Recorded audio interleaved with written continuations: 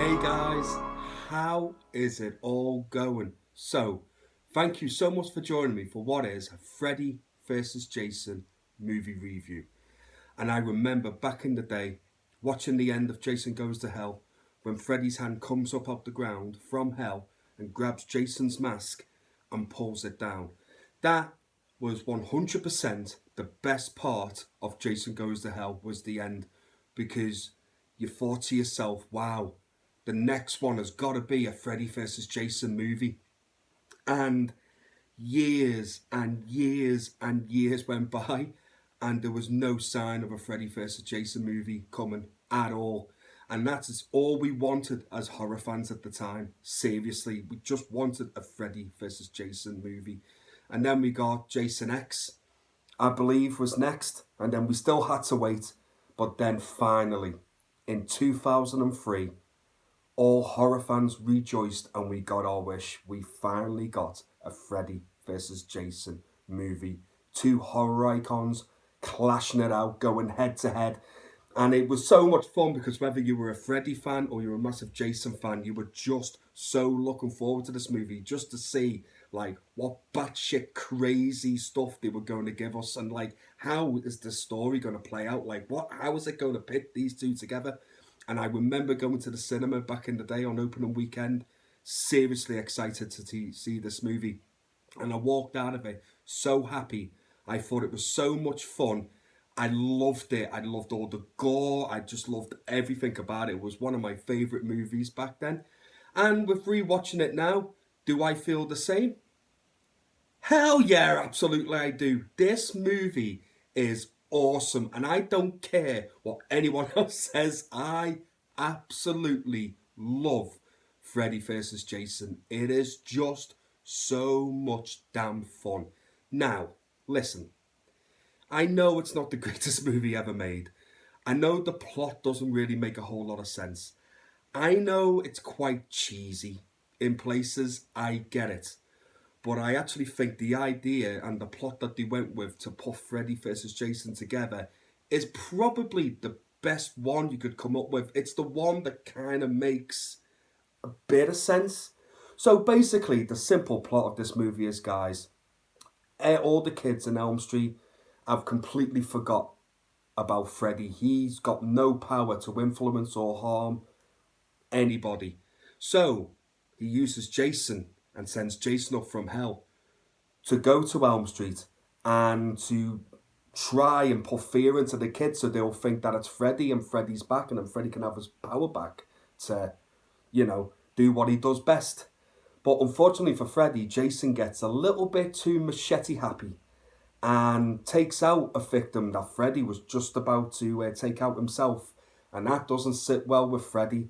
So then Freddy has to go and get Jason and put him back in his place. But Jason's not easy to get rid of. And hence we have the showdown between these two massive horror icons. And like I said, it's just so much fun.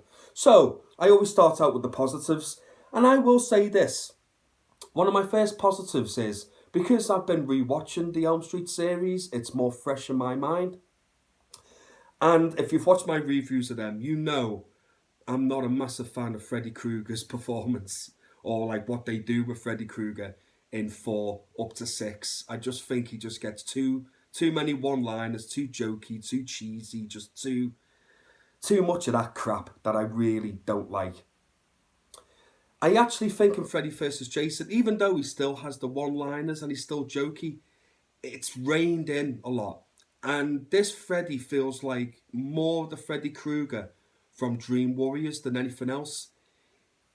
He's more dark than what he has been in Elm Street 4, 5 and 6. Definitely in this movie, he's more dark, more creepy, more sadistic. And he still has them one-liners, like I said, but he just feels like he's the Freddy Krueger plucked from Dream Warriors into Freddy vs. Jason, which I actually think is a perfect mix for this particular movie. I think if they would have plucked Freddy Krueger from like part 1 or part 2, especially in part 2 where he's really dark, and I love Freddy Krueger in the first 2 Elm Street movies, I don't think a really dark Freddy suits the material of Freddy vs. Jason. Now, If the script or the story would have made Freddy vs. Jason darker, then yes, pluck Freddy Krueger from the earlier two movies, drop him into there, it works. But for what we got, and for what the movie is, Dream Warriors Freddy perfectly fits. Massively, perfectly fits. And it's a fantastic performance by Robert Englund in this. You just know he's really given it his all. And unfortunately, it was the last time, or fortunately, depends what you think, it was the last time we'll ever see him as Freddy Krueger. But he went out with a bang, and it's a fantastic performance from him. Also, I think the rest of the cast actually do a really good job in this. I think the acting's okay. It's not amazing, but it's okay. It's serviceable for what the movie is. At the end of the day, you're going to watch Freddy versus Jason. It doesn't matter about the other characters. Even though they are good in this, you're not watching it for them. You're watching this movie because of Freddy versus Jason punching seven kinds of shite out of each other. That's why you're watching this movie, and for the kills. And the kills in this movie are some of the best in both Friday the 13th and Elm Street series. And it's more Jason. I mean, Freddy doesn't really kill it. I think he kills one person in this movie. Jason is massacring everybody. And one of the best kills in this movie is when he's stabbing the lad through the bed and then he folds the bed up. I love that kill. That kill is up there with the sleeping bag kill for me in this series. It's fantastic. And also, one of the best scenes in this movie is the cornfield rave. When Jason's like set on fire and he's just walking through the cornfield, gets to the rave and he just starts slashing and massacring all the kids there. It's amazing. I remember at the time watching that scene and just like I was just grinning from ear to ear, just like this is what I want to see. This is it. And I think he kills more people in that rave party than he's probably killed in any Friday the 13th movie. I don't know, it feels that way because everyone is just getting massacred and there was quite a lot of people there. But that is a fantastic scene. And also, you got to mention the scenes that are actually between Freddy versus Jason. You'd been waiting so long for it. And when you finally see these two horror icons just go face to face with each other, it's just pure joy for a horror fan. It really is. And I'm Team Jason. I was Team Jason. I will always be Team Jason. I love Freddy, but I'm a Friday the 13th fan more at heart. So I was Team Jason.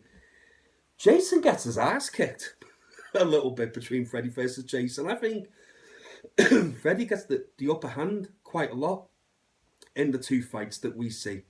But I like to think by the end of it, I go with Jason actually won. Now, they do leave it open.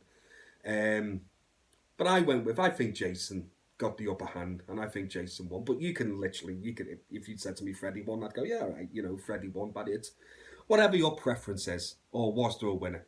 Who knows? It doesn't matter really at the end of the day. But this is just a really fun, entertaining movie. The one little nitpick I do have, and unfortunately it does come down to Jason Voorhees, I would have loved to have seen Kane Hodder's Jason in this movie.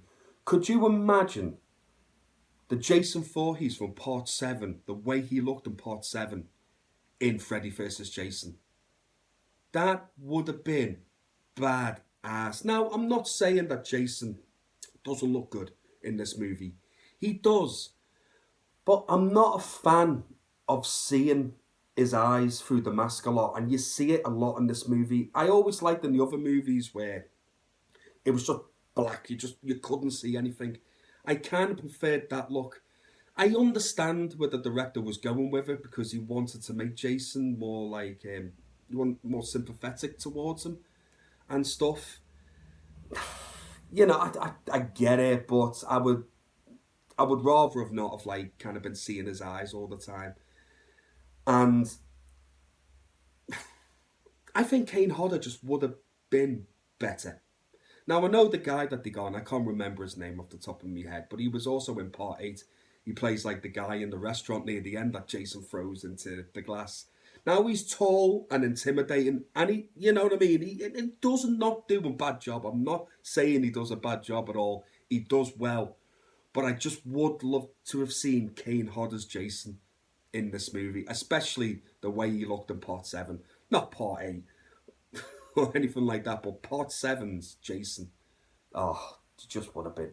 Could have just wrapped this chain around Freddy and just like, you know what I mean? And just stuff like that I would love to have seen. But it's a nitpick. It's a very small nitpick.